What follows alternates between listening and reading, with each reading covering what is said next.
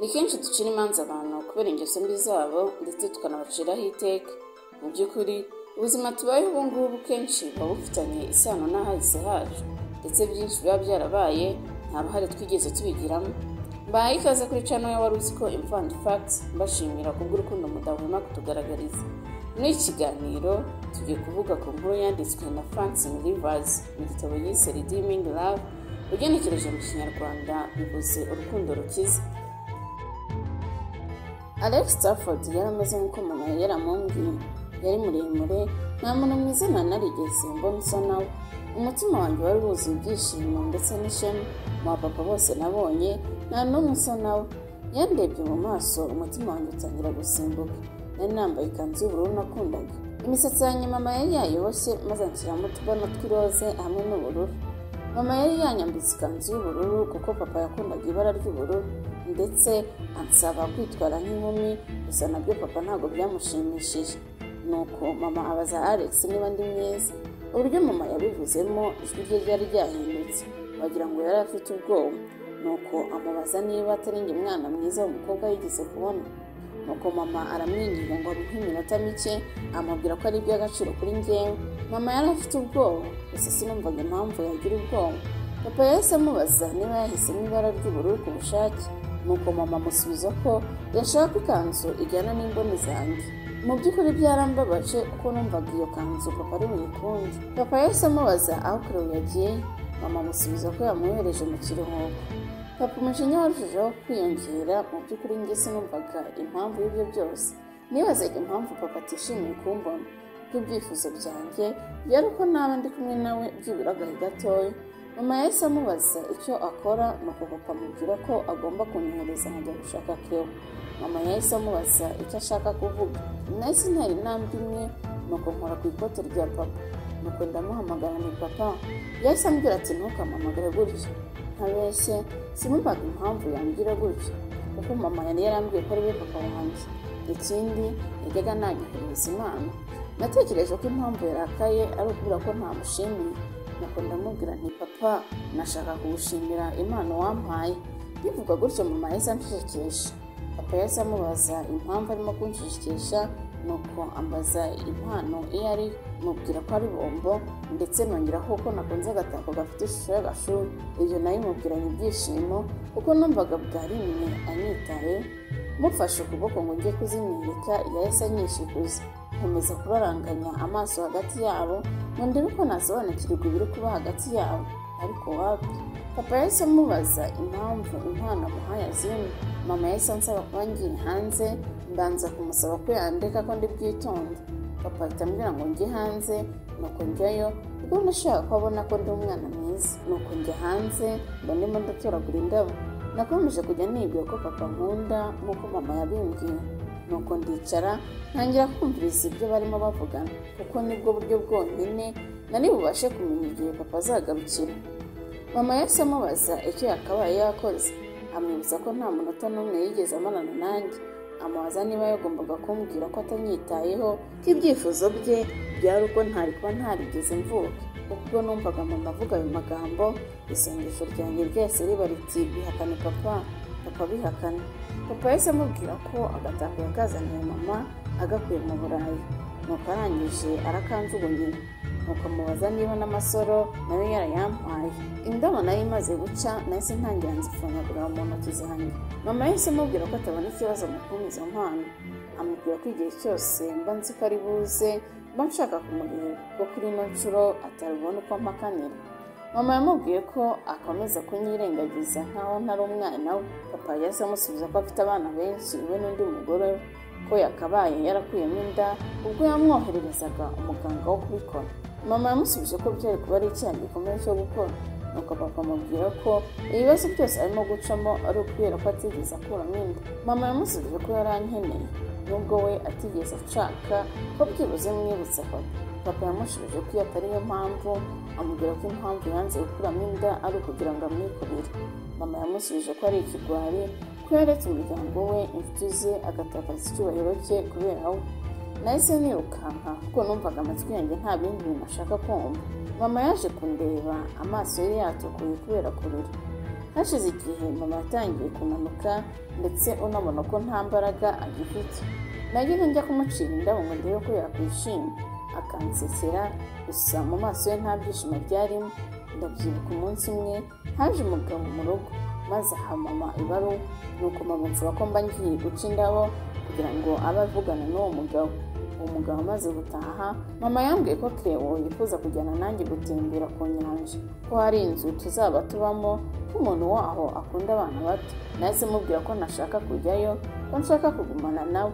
Uburyo yakomeje ambwira ko nzahakunda, natekereje ko papa agiye kuza, ko mama ashaka ko atazahansanga. Nuko apakira ibintu byanjye na Cleo turagenda. Ahantu twari burare hari urusaku rw'abagabo barimo kunywa inzoga, nuko twinjiramo. Cleo yahise ahura n'umugabo w'inshuti ye witwa Nari. Uwo mugabo atangira kumubwira ko ndi mwiza, Cleo amubwira ko atari mama. Umugabo yakomeje kujya nkorakora, Cleo akomeza kujya amubuza. Hashize akanya Cleo yanjyanye mu cyumba twari buryamemo, nuko wa mugabo aradukurikira. Cleo amubwira ko nzabigira mama maze agahita amwirukana. Uwo mugabo yahise amubwira ko ningira ijambo na rimwe mvuga azanca ijosi. Nuko nanjye n'ubwoba bwinshi negera inguni, nuko mpumuriza amaso dore ko gusinzira byari kure n'izuba. Cleo yamwangiye ko baryamana mpari, nuko uwo mugabo aransohora ambwira ko nimba aho hantu yansize ari bunjugunye mu nyanja ibisimba bikazambya. Iryo joro ryose naraye nicaye muri koridoro. Bukeye Cleo yaje kundeba nuko anjyana mu cyumba. Ijoro ryakurikiyeho ndabyibuka, Cleo yari yasinze, nuko ambwira ko icyo abagabo bose baba bashaka ari ugukoresha abagore. Ambwira ko iyo ubahaye umutima wawe icyo bakora ari ukuwumena. Iryo joro yambwiye ukuri kose kuri papa na mama. Ambwira uburyo mama icyo abereye ari ugushimisha papa. Yambwiye ko muri ino si buri wese yiberaho ubwe, ko buri wese agira mugenzi w'igikoresho cye kugira ngo abashe kugera ku byo yifuza, ko abanyamahirwe ari abumva neza uwo mukino, nka papa wanjye ndetse na Amerika. Bukeye mu gitondo twaratashye. Ubwo twageraga mu rugo twasanze mama ibintu byacu yabipanze mu gikapu, nuko ambwira ko tugiye kujya kureba ba nyogokuru. Nuko abwira Cleo ko akazi ke karangiye. Bukeye bwaho twaragiye, nuko ducumbika mu nzu y'icyumba kimwe. Nakangutse numva mama arimo gusenga asaba Imana imbabazi ko ibyabaye byose ari we wabyiteye. Twahise dukomeza urugendo. Twageze ku nzu nziza, yego ntiyari nziza nk'iyacu ariko nayo yari nziza. Nuko mama arakomanga maze hasohokamo umukecuru. Nuko mama amubwira ko nta handi ho kuba afite, ko agarutse mu rugo. Ibyo mama yabivuganye ikiniga ndetse amarira abunga mu maso ye. Nyogokuru yahise amubwira ko atari ngombwa ko amubwira ko ndi umwana we, ko byaragaragaraga. Nuko duha karibu turinjira, rukatwereka aho tuba duhagaze ko agiye kubanza kuvugisha sogokuru. Nyogokuru agarutse yatubwiye ko tugomba kugenda. Nuko mama ahita ajya gusaba sogokuru imbabazi. Sogokuru yamubwiye ko kuri we yamaze gupfa. Nuko mama abonye ko gukomeza kwinginga ari byo bibi, turagenda. Nyogokuru yahise amupfumbatisha amafaranga, nuko dusohoka mama amarira yose. Twahise tujya gushaka aho turara. Twagurishije buri kimwe cyose twari dufite cy'agaciro kugira ngo dukomeze tubone amafaranga yo kwishyura aho turara. Ntibyatinze na ka gatako k'igishuhe twarakagurishije, nuko tujya kuba mu nzu yari hafi y'inyanja. Ntibyatinze mama yahise atangira kuba indaya. Mu rugo hajyaga haza abagabo benshi batandukanye. Uko bazaga mama yanyoherezaga hanze kujya gukina. Bamara kugenda mama akiyahuza inzoga maze akarira cyane. Hashize igihe marume yaje kubana natwe. Ba bagabo noneho bakajya baza mu gihe marume nta mafaranga afite. Sinigeraga nkina n'abandi bana kubera ko baranukaga. Hanyuma mama bakamwita amazina. Sinaburanaga kuko ibyo bavugaga byose byari ukuri. Kuko nari mfite imyaka 8 mama yararwaye. Uyu munsi akarushaho kuremba. Ndabyibuka ijoro rimwe yari arimo guhumeka nabi, nuko abwira marume Bobu ngo azanyite. Mu gitondo nibwo mama yapfuye, apfa afite ishapure mu ntoki. Marume yararize cyane, njye nta marira na make nari mfite. Umutima wanjye wari uremereye gusa, ahubwo nkajya mubwira ngo nakanguke. Bagiye kumuherekeza, ya shapure barayimpa. Bugorobye ya shapure nagiye kuyijugunya. Hashize iminsi 2 marume yaragiye, nuko ahagarukiye akajya asinda cyane. Nuko yasinzira nanjye nkajya kumworosa. Umunsi umwe marume yambwiye ko agiye kuvugana n'inshuti ze, nuko aza ari kumwe n'undi mugabo ambwira ko ngiye kujyana nawe ko sebuja ashaka kundera. Nuko uwo mugabo amuha amafaranga amusaba ko yanyuza hanyuma akananyambika n'ikanzu nziza. Nuko marume anjyana ku muturanyi ndakaraba, umugore waho aranyambika. Marume yagarutse asanga nsa neza, nuko musaba ko atagira aho anjyana, ambwira ko nta yandi mahitamo afite ko kugumana nawe nazaba umujura nkawe. Nuko turagenda, twageze ahantu hari inzu nini ya etaje turakomanga, nuko dufungurirwa n'umugabo wambaye kositimu maze aduha karibu. Iyo nzu yari nziza cyane, ibintu byaho byari zahabu. Mu gihe twari dutegereje ko dukaza, nuko haza umugore mwiza wambaye ikanzu nziza aransuhuza ambwira ko yitwa Sara. Nuko abaza marume niba ibyo arimo gukora bisobanukiwe, nuko amubwira ko abizi. Uwo mugore yamusabye ko yagenda maze tugasubira mu rugo, nuko marume aranga. Nuko Sara atwereka aho tuba twicaye maze aragenda. Duka yaraje, nuko marume amafaranga amaze kuyafata asohotse bahise bamwica. Icyo nahise nkora narirutse, gusa nkaho guhungira nari mfite, nuko njya mu nguni y'inzu. Duka yahise ansangayo ambwira ko ninkora neza ibyo azajya ambwira tuzabana neza. Nuko ambaza izina, kuvuga byarananiye, nuko ankora mu misatsi ubundi ambwira ko anyise Angel. Uwo munsi namenye ko ibyo Cleo yambwiye ari ukuri. Kuva uwo munsi Duka yatangiye kujya amfata ku ngufu.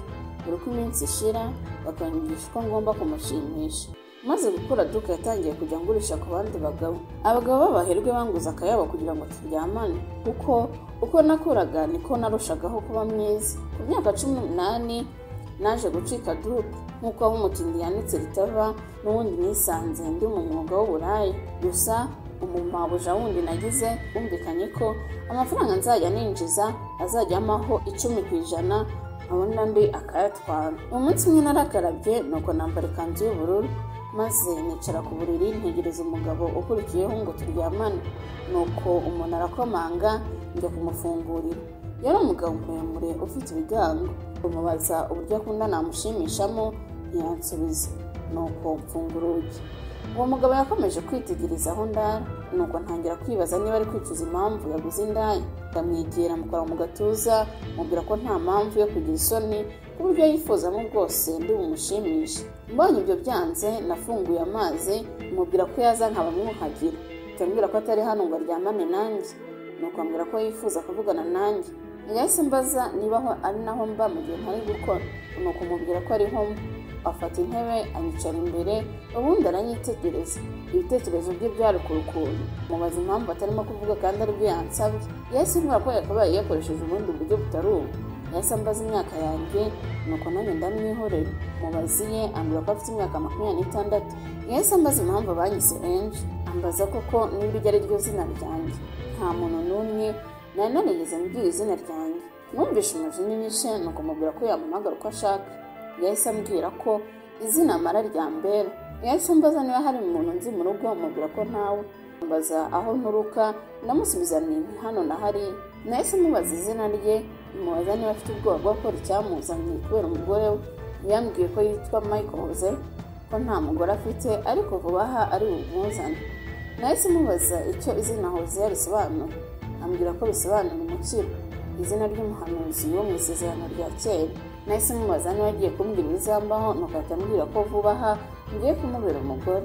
Icyo nakoze nahise museka, ndamubwira nti nk'uwa gatatu binsabye no munsi. Nahise mubaza igihe ndi butangire kumushimisha, ansubiza ko azatangira amaze kunyambika impeta. Ubu ngubu ko ashaka kubanza kumenya. Uko yakomezaga kuvuga umujinya warushagaho kunyica. Mubaza niba icyamuzanye ari ukumenya uburyo umukobwa nkanjye ari indaya. Mbwira ko ikimenyetso ari kugira ngo tuganire, mpitamusubiza ko yayobye. Mubwira ko niba ashaka kumenya ibyo nshobora gukora ndabimubwira.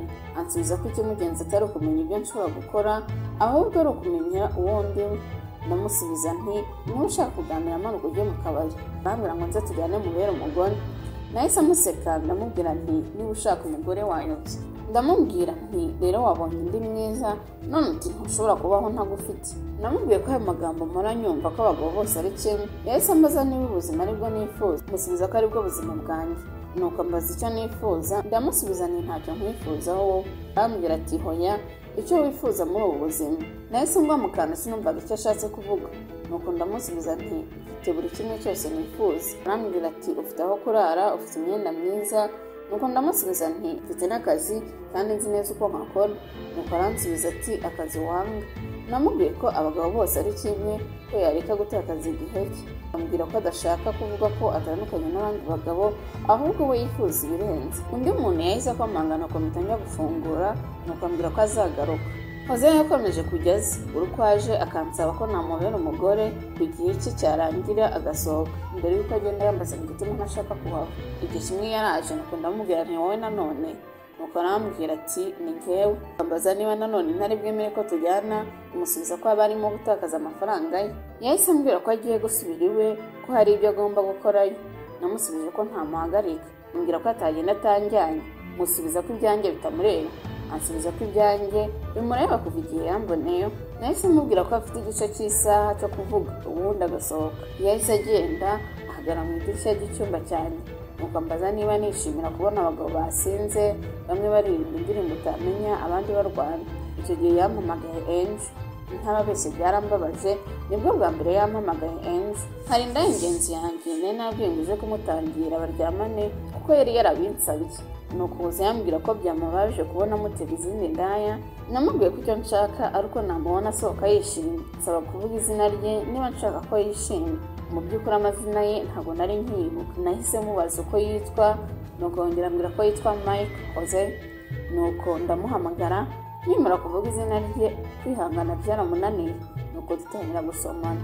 Mu gihe ntangiye gufungura ibipensi by'ishati ye, yahise avuga ati yesu we. Nuko nanjye ndekeraho. Yahise ambwira ko niba kuba indaya ari byo nahisemo, nakomeza nkayiwe.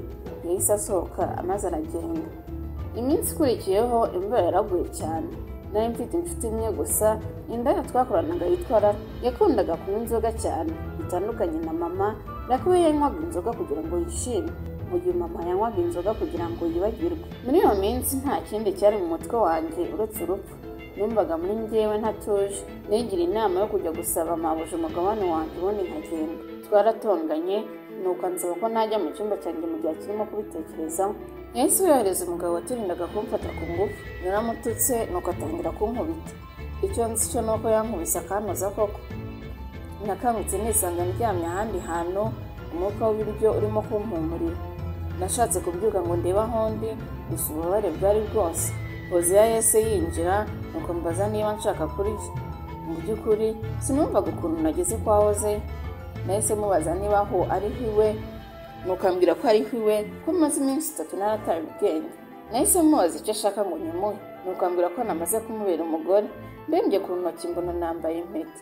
Nuko ambwira ko ngomba guhindura izina nkitwa Mara. Namubwiye ko nitwa Enje. Nuko ambwira ko Enje atari izina ryanjye.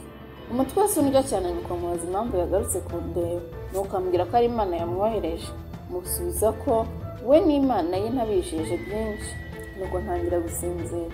Numvaga ndakariye Yandebye cyane, gusa numvaga ukuntu mu bagabo bose byarangira Hoze ari we ngomba kwaka buri kimwe. Icyumweru cyarashize, buri uko nabyukaga nasangaga Hoze yanyicaye iruhande, ubundi akajya mu mirimo ye, ubundi nanjye nkasigara nitegereza impeta yanyambitse. Sinumvishaga impamvu mu bagore bose ari njye yifuza kugira umugore we pe. Kubera ko nari ndambuye kwirirwa ndyamye mu rugo, namusabye ko yanyigisha guteka. Nuko aranyigisha, gusa uko iminsi yashiraga niko narushagaho kumva mwanzi. Umunsi umwe yambwiye ko ashaka kurara ku buriri bumwe n'umugore we. Nabanje kubyanga, gusa ngira ngo ndabyemera kuko nta yandi mahitamo nari mfite. N'ibisanzwe iryo joro naryo nagize inzozi mbi, narose duke wa mugabo umwe w'ishema arimo kunshaka. Nuko Hoze yambaza ibyo nari ndimo ndarota, mubwira ko ntabyibuka. Nuko antegeka kujyana nawe muri iryo joro. Imbeho yaranyishe, nuko mubwira ko nsubiyeyo. Arambwira ngo ninsubireyo, nuko nanjye nsubirayo. Ubwoba bwaranyishe, nuko ntangira gutabaza. Nuko ahita ambwira ko ndi iruhande, ko atari bundeke ngo ngende mu ijoro njyenyine. Yahise nsoma ku itama, nuko ambaza igihe nzabonera ko ankunda. Nahise mubwira ko niba nkunda yansubiza mu rugo. Nuko ambwira ko hari icyo ashaka kunyereka, mubwira ko ntabishaka. Yahise nsubiza ko ibintu byose bitazajya bigenda uko mbyifuza. Nuko ambwira ko tugomba kujyana, hari ikintu ushaka kunyereka. Nuko anjyana ku musozi, tugezeyo turicara. Nuko aranyiyegereza kugira ngo imbeho idakomeza kunyica. Namubajije impamvu anzanye, nuko ambwira ko ngomba gutegereza. Nuko nitegereza inyenyeri n'ukwezi. mu buzima bwanjye. Sinari narigeze nitegereza ikirere nijoro, sinari nzi ubwiza bw'ikirere. Nakangutse mu gitondo hoze yandi impande nuko ansoma mu misatsi, ubundi ambwira ko bari bwo bose nashaka kumpa, ko ashaka ko ubuzima bwanjye buhinduka, nuko ansaba ko namuha amahirwe. Ibyo yari amukunsaba ntibyashobokaga, ko muri njye nari naramaze kwangirika cyane. Umunsi wose naranye nahoze ku buriri bumwe, ntabwo yigeze ankoraho. Nakomeje gutangazwa cyane n'ukuntu atandukanye n'abandi bagabo, ndetse nkanarushaho kwanga uburyo yatumaga niyumvamo. Iyo nakoraga ikosa ntabwo yandakariraga, haba hari umurimo nakoze neza akambwira ko nawukoze neza, ubundi akambwira gukomereza. Namenye gufatisha umuriro, menya guteka, ndetse no gutandukanya ibyatsi biribwa n'ibitaribwa. Nari nsigaye numva inkuru yabyukaga asoma zo muri Bibiliya, nubwo nta na kimwe muri byo nizeraga. Gusa umutima wanjye wumvaga utanyuzwe, numvaga ngomba gusubira hamwe nahoze nkora umwuga w'uburaya nkaka amafaranga yanjye, ubundi nkajya kubaho nta mugabo n'umwe nzongera kubona. Akazi kose ko mu rugo narakamenye ndetse nkanagakora neza. Gusa buri munsi nahoraga nshaka impamvu yo gutongana nahoze.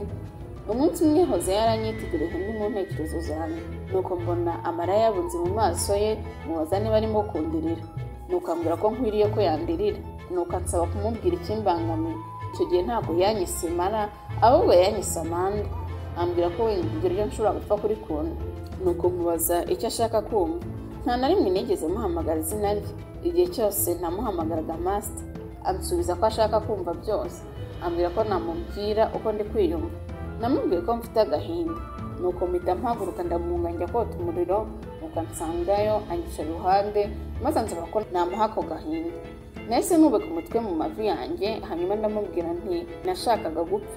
Nuko ambaza niba nkishaka gupfa, mubwira ko ntabishaka, ariko nanone ntashaka kubaho. Umutima wanjye wari wuzuye agahinda kenshi, numvaga nshaka kurira.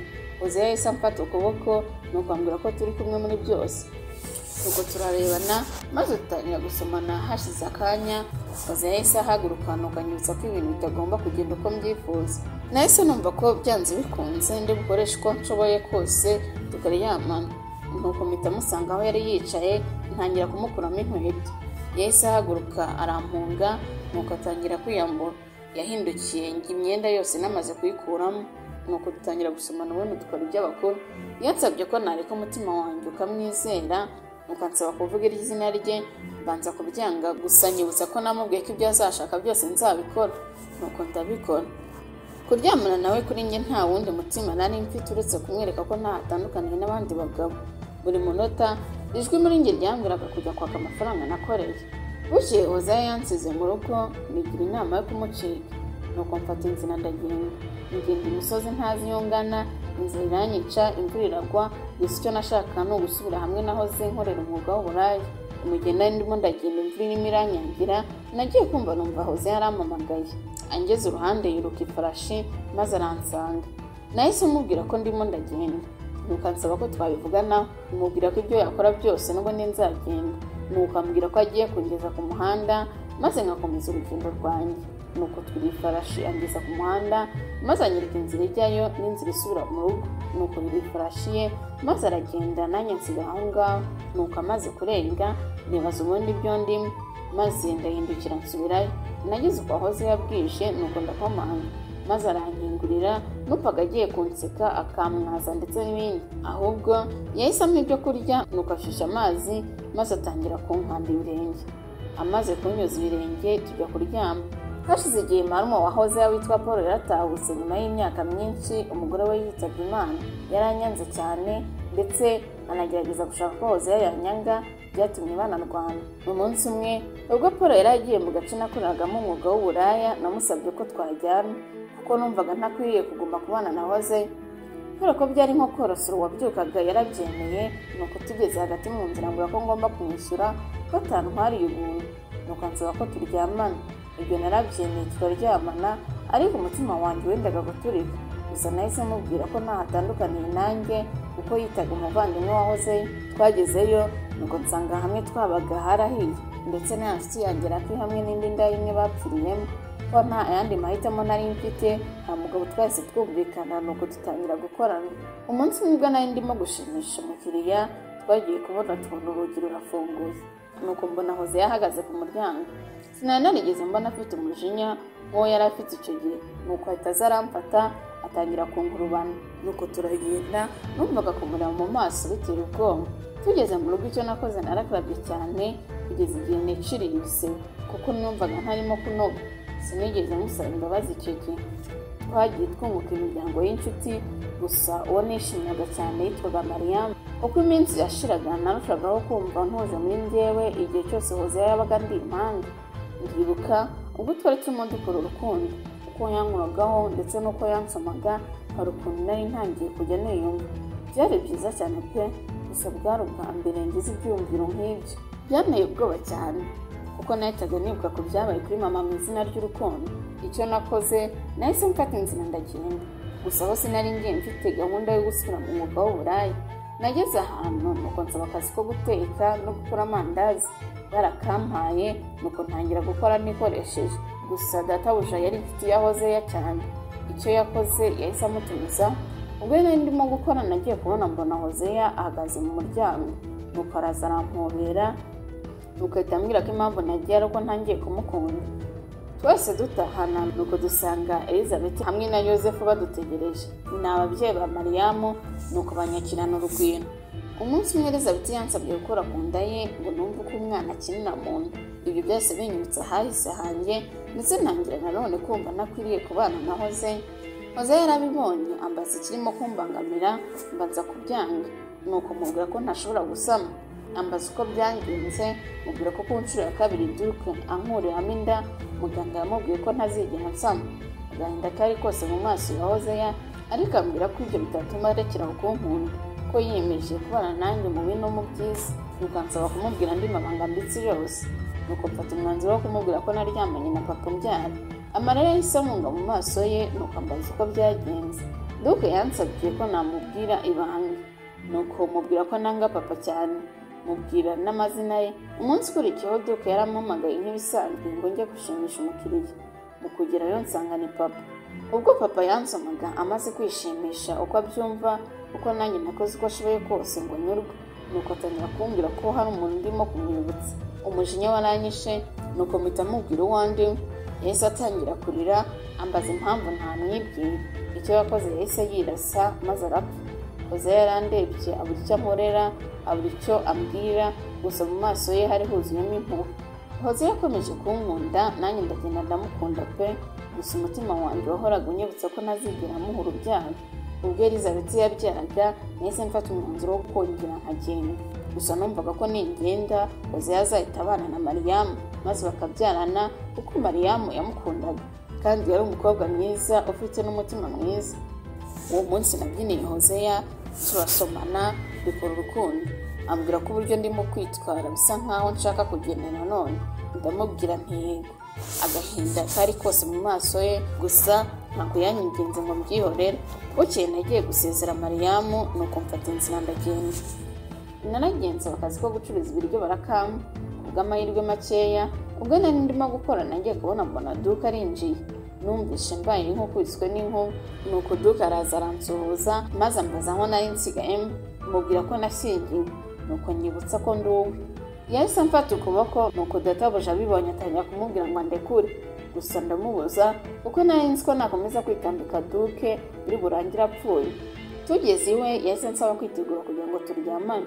Duke yaraje, nuko ambaza iby'uwo mugabo nashatse, ndamumubwira, mubwira ko ankunda, mbega ndamurata koko. Nuko atambwira ko tuzaryamana umunsi ukurikiyeho mbanze nduhuke.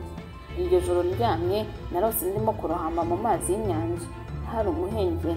Kubw'amahirwe mbasha koga ngera ku nkombe. Nahise mbona marume aryamye ku nkombe, umugozi bamwicishije uri mu ijosi rye, imbeba zirimo kumurya. Nahise mvuza induru, imbeho ari yose, nuko ntangira kwibaza impamvu ntapfuye. Nahise numva ijwi rimbaza ngo mukundwa iri hehe. Nuko ndebye mbona mama yambaye ikanzu y'umweru arimo kumbaza aho nashyize ishapure ye.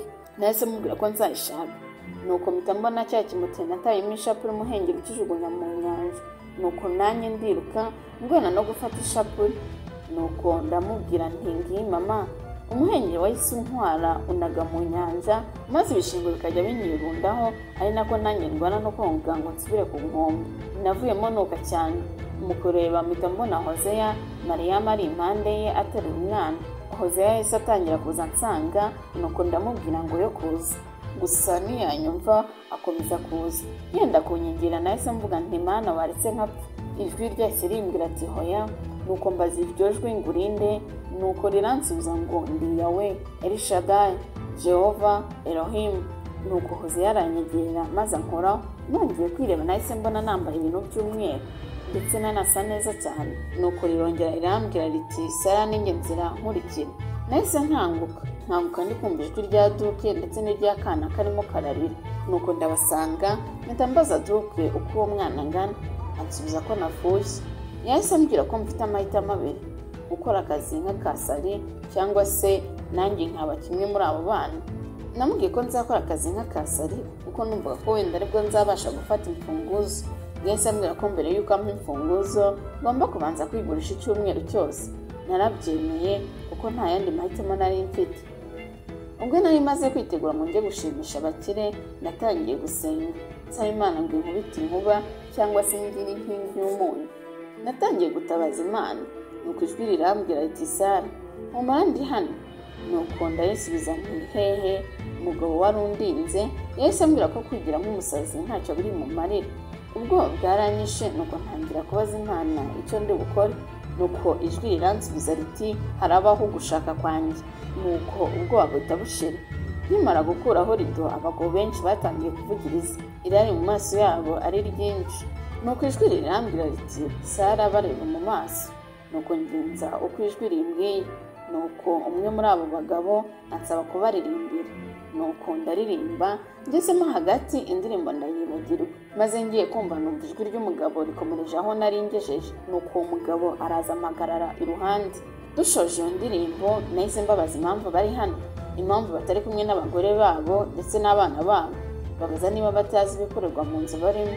Soje nasanze Duke yarakaye, nuko arankorobana. Nuko mbaza impamvu nkoze ubucucu nkoze, mubwira ko ari Imana. Wa mugabo yahise ankurikira, nuko abwira Duke ko niyongera kunkuraho arahita apfa. Nuko ahita ambaza niba nshaka kugenda. Icyo nakoze nahise naka Duke imfunguzo, n'ubwoba bwinshi arazimpa. Nuko ngenda mfungurira abana babiri barimo. Nuko tujyana na wa mugabo iwe. Uwo mugabo yambaje niba nizera Imana, ndahakana. Nuko dukomeza kugenda, maze ijwi rirambwira riti nubwo inyihakanye gusa ngenda gukunda. Twageze iwe, nuko umuryango we utwakira neza. Ku cyumweru tujya gusenga. Hashize igihe ndabatizwa. Ubwo nari ndimo kugenda nagiye kumva numva umuntu arimo kumpamagara. Ndebye mbona ni Paul. Turaganira, mubwira amakuru yanjye nawe ambwira ye. Basigaye abana na Mariyamu ndetse ko banabyaye, ko Hozeya akiri kuba wenyine. Nuko dusabana imbabazi, maze aranyinginga ngo nsange Hozeya. Nuko ndabyanga. Mu gutaha nabajije Imana icyo ndi bukore. Ngeze aho nabaga ndabasezera, nuko mpa inshingano nari mfite umwana waho mukuru. Mbabwira ko ngiye mu rugo. Nuko bukeye dutahana na Paul. Nagezeho mbanza kureba Mariyamu, nuko turasuhuzanya, ansaba ko nararayo. Mubwira ko ngomba kubanza kureba Hozeya. Ubwo nagendaga nsaba Imana kumpa imbaraga. Nuko ijwi rirambwira riti sinigeze nguha umutima wo gutinya. Nkibona Hozeya naramusanganiye. Nuko mfukama imbere ye, maze ndarira cyane musaba imbabazi, nanasaba Imana imbabazi. Nuko arampobera, maze mpita mubwira ko nitwa Sara, ko ari ryo zina ryanjye. Kuva icyo gihe niyemeje ko ntagizongera kudutandukanya keretse urupfu rwonyine. Hashize imyaka 17 Imana yasubije isengesho ryacu, maze ndasama mbyara umwana w'umuhungu wakurikiwe n'abandi 3, 2 b'abakobwa n'undi w'umuhungu. Iyi akaba yari inkuru yanditswe na Francine Rivers, yanditse mu gitabo yise Redeeming Love. Iyi ni waruziko info and facts. Ndabashimiye. Ufite ikibazo cyangwa se igitekerezo mwabyandika mu mwanya wa comments.